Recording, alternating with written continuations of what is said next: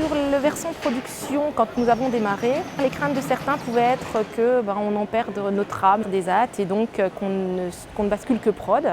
Puis finalement, les gens se sont rendus compte que non, ça allait dans le bon sens. Et quand nous avons étendu au secteur médico-social, les choses se sont faites, j'allais dire naturellement presque, ou en tout cas très facilement. Et voilà, les quelques craintes qu'on avait se sont levées d'elles-mêmes. 2, 4, 18 et 10. Donc nous avons démarré en 2007 la première étape, puis la certification en 2008. Et puis ensuite, nous avons étendu le périmètre de cette démarche qualité à l'ensemble de l'établissement. Et en 2011, nous avons eu la certification sur tous les AT, y compris le versant médico-social, qui pour nous était important d'entrer dans la certification puisque notre mission travail ne va pas sans notre mission d'accompagnement. Au niveau de la certification, ça s'est passé sur une activité de Plasticomium. C'était une activité d'assemblage de pièces automobiles. Le client voulait qu'on soit certifié au niveau de l'activité, donc c'était une garantie de traçabilité, de qualité au niveau du travail. Et cette certification s'est faite sur une période de préparation avec les personnes de l'établissement, les travailleurs qui étaient sur l'équipe. Et chaque personne a été auditée. Donc il y a eu des travailleurs qui ont eu des moments d'interrogation, de crainte et de doute, mais ça s'est très bien passé parce qu'il y a eu beaucoup d'échanges avec eux. On a l'exemple ici d'un point qualité sur une activité bien précise, c'est l'assemblage de trousses à outils pour un client automobile.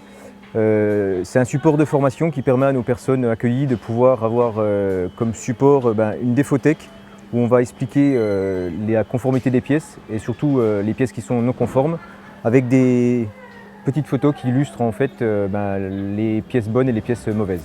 Ça est déjà arrivé qu'on nous renvoie des pièces à ce moment-là, c'est vrai que ça ne nous plaît pas tellement ce genre de choses.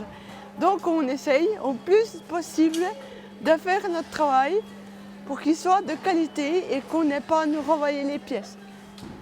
Cette amélioration, elle découle d'un plan d'action suite à une alerte que nous avons eue avec un client. Donc on avait livré des pièces mauvaises. L'exemple tout bête, on a inversé les gauches et les droites dans le contenant final. On a livré les pièces et on a eu une non-conformité. Notre client nous a demandé une correction et on a fait une analyse de cause. Et dans le cadre de l'analyse de cause, on a mis en place plusieurs solutions. Et ces solutions découlent vraiment d'un travail dans le cadre de la qualité et dans le traitement des alertes que nous avons quelquefois avec nos clients.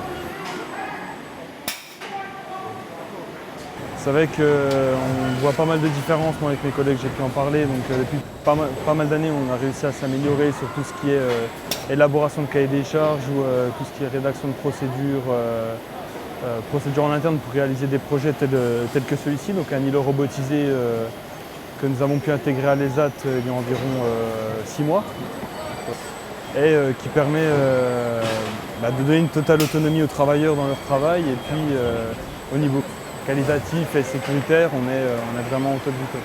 La qualité, ce n'est pas qu'une des contraintes de papier, ce n'est pas que des contraintes d'atelier, c'est vraiment une valorisation de la personne sur leurs compétences. C'est vraiment, oui, ça montre ce que les travailleurs peuvent faire.